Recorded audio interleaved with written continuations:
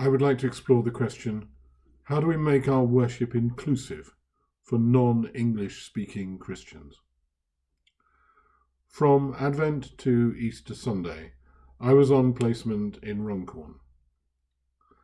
There are two churches served by one minister. Normally each has a single service, but during the pandemic there's been a single Sunday service combined for those congregations, and indeed some of the local Methodists as well. Until shortly before Christmas, services were only presented online. In the 2021 lockdown, the same has applied. But from Palm Sunday, worship has taken place online, as it did through the lockdown, and in one of the two churches each week. The online service is done by YouTube, with the text being put up on the screen alongside the preacher and the leader. There are Iranian asylum seekers attending several churches in the Runcorn area, Widnes area, largely because they're placed there during the asylum process. However, in this particular placement parish, the number of asylum seekers has increased from 1 or 2 who were there when I started in Advent, and there now are 6 or 7. 1 or 2 of them speak English fluently. At the other end of the scale, 1 or 2 really have very little English and need to have what is spoken and written given in Farsi.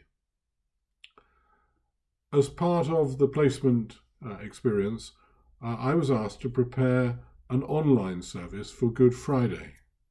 There was no service in church that day.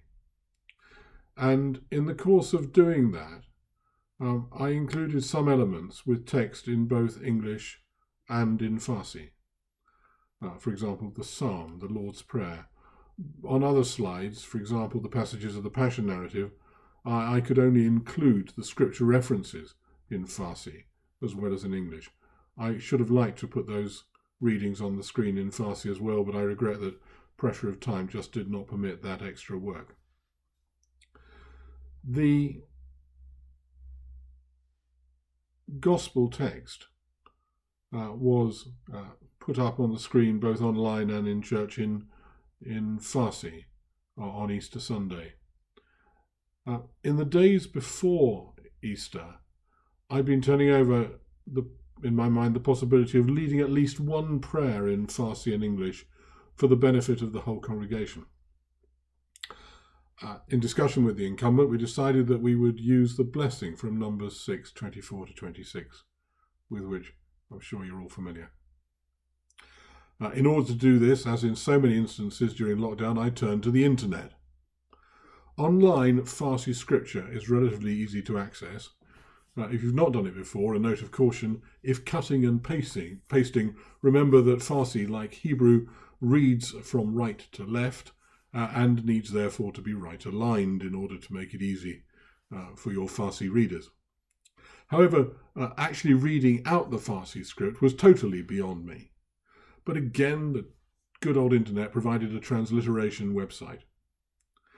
And it also provided a sort of transliteration improvement website, which turned out to be more of a problem. But on Sunday morning, there I was, standing outside church in the sunshine, waiting for our fluent Iranian speaker friend, Shapur, to help me improve my pronunciation of this transliterated text. Thankfully, he was also able to improve the translation, and so I was able to write out the bits that the internet had got wrong phonically. Just so you know, Shapur is not his real name, but I chose it because I understand it means son of a king, which somehow seemed appropriate. And so at the end of the service, side by side, the incumbent and I were able to read out the blessing. The incumbent, fluently, you might think, in English, my attempt rather haltingly in this transliterated Farsi. And finally, together we were able to wish the congregation Easter Tudad, which is Farsi for a happy Easter. And although Easter has passed, an Easter Tudad to you too. So based on this summary, I suggest the following question for our reflection. In similar circumstances, how could we better worship inclusively?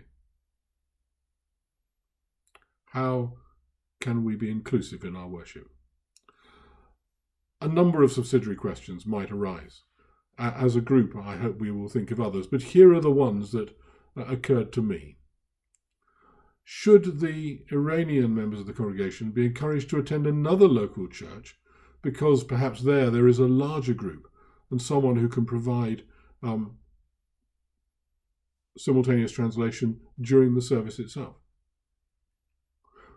May indeed there be places where there are services in Farsi.